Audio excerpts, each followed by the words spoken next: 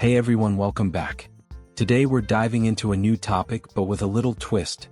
If you've ever wondered how spark plug welders really work, this video is going to give you a fresh perspective you probably haven't seen before.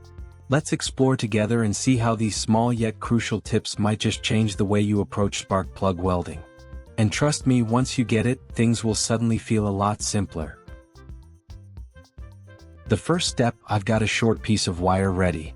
The goal is to connect both ends to the spark plug. You might be wondering why, but don't worry, I'll break down exactly how it works by the end of the video. First, I'm connecting this wire to the threaded part of the spark plug.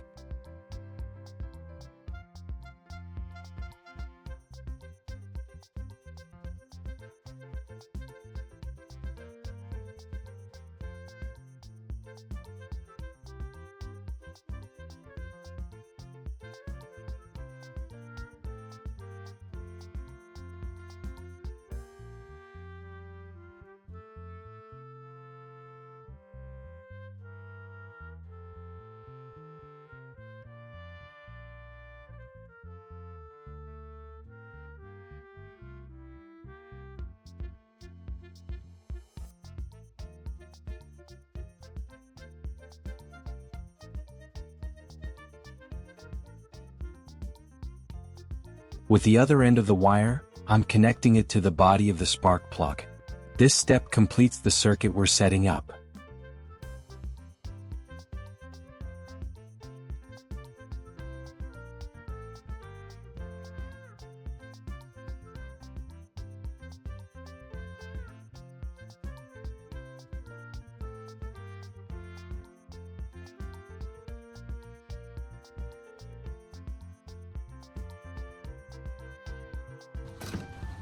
That wraps up the first step. Now let's move on to the next part. In the next step, I'm holding a spring with two hooks. It will be an important part of the welder. Using a cutter, I'll remove both hooks from the spring since we don't need them.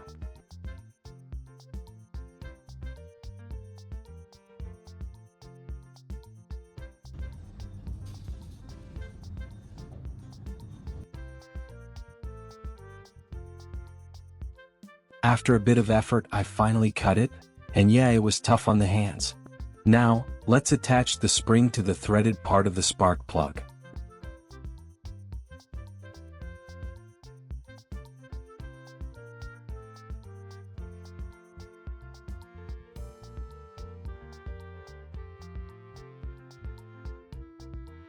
So far, the first part of this step is a success. Now, let's move on to the next stage. I've got a battery in my hand. For those of you who've been following me for a while, this method won't be anything new. The goal here is to take out the core inside and use it as a welding tip. And if you're new, don't worry, I'll walk you through it. When peeling off the metal casing of the battery, be careful not to cut your skin, as the edges can be very sharp. Use a knife to remove the plastic layer covering the battery.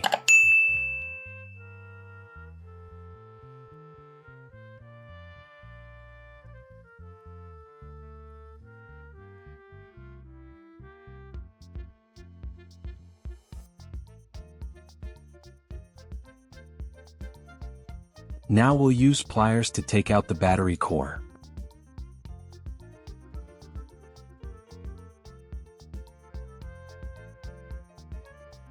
Make sure to thoroughly wipe off all the insulating powder from the battery core.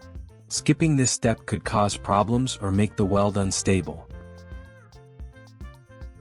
Once it's cleaned, we'll sharpen one end of the battery core.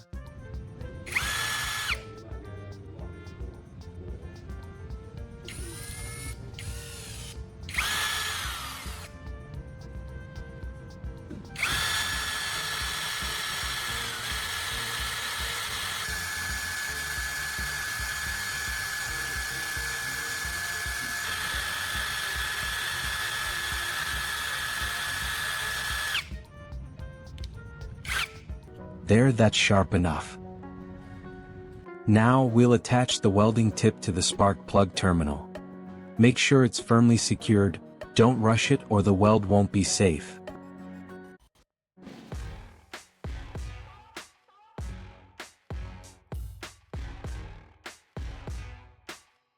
Take a close look. Alright, now let's move on to connecting the next wire. I've got 2 large alligator clips ready here, an essential component for this DIY welder. I've also got a single wire ready, intended to connect each end to an alligator clip.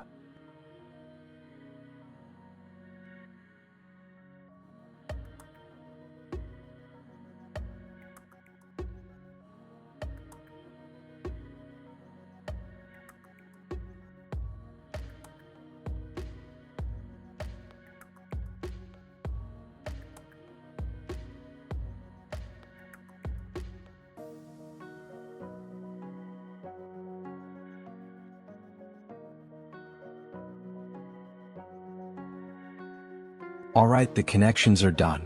One alligator clip will attach to the spring, keeping your hands safely away during welding.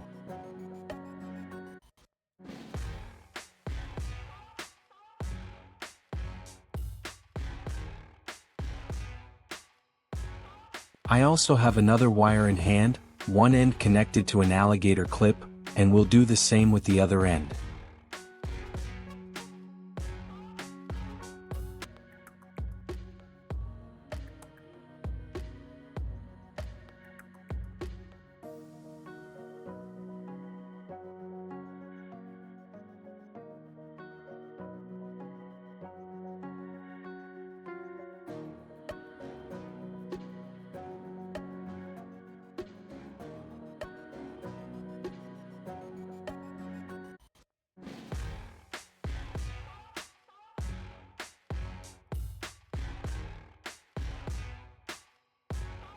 That wraps up building our DIY welder. I'm ready to test it out right away. A battery with just the right specifications to power this DIY welder. Make the connections just like I did to avoid any mistakes.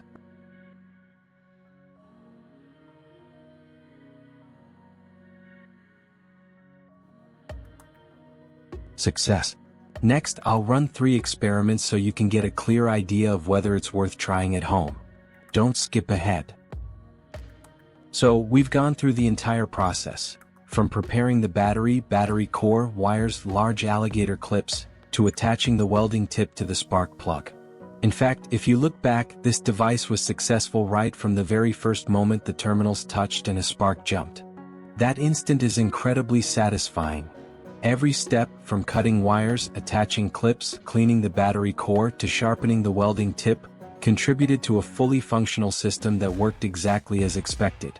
Moreover, observing small details during assembly helps you understand how electricity flows and the role of each component. You might even notice minor points that, if overlooked, could directly affect the welding efficiency, like loose clips or unsecured wire connections. The reason for this success is quite simple when analyzed technically. First, using the battery core as the welding tip ensures good conductivity, concentrating the current exactly where it's needed. Using a poor conductor would result in a weak weld or even no arc at all. Second, cleaning off the insulating powder on the battery core and securing all connections, clips, wires, springs, ensures that the current doesn't leak and keeps the operator safe. Additionally, double-checking each connection before turning on the power reduces risk and provides peace of mind. Lastly, connecting the battery with the correct specifications ensures a stable current strong enough for the weld to form instantly without damaging the device. All of these factors combined explain why the first test worked flawlessly. Another important point is safety.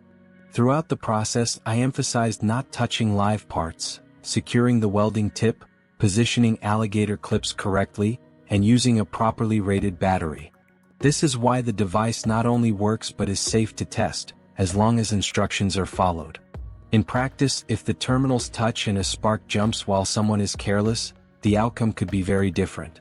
Moreover, observing the device's reactions, temperature, arc brightness, even smell, provides additional cues to ensure safe operation.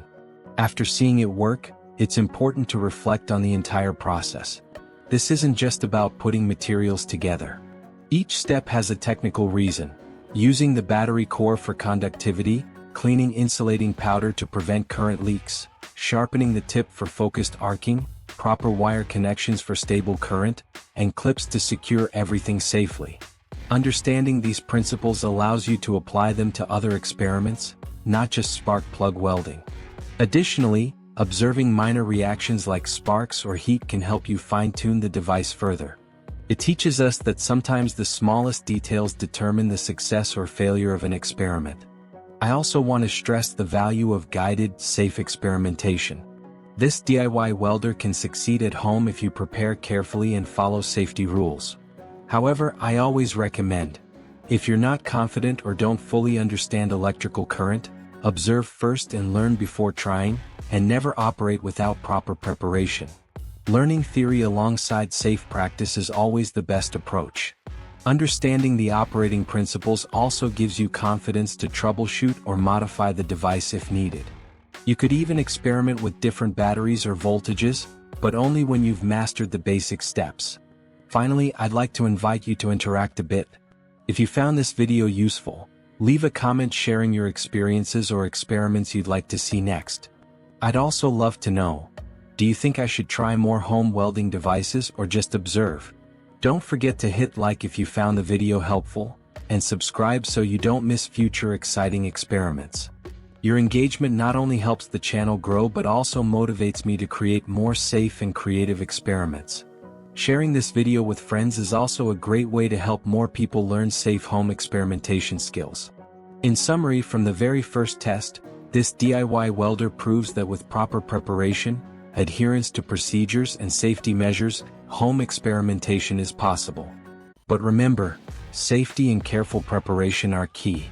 Understanding the reasons behind each step makes assembly, operation, and adjustment easier, safer, and more effective. This is the message I want to share. Experimentation isn't just an action, it's understanding and preparation.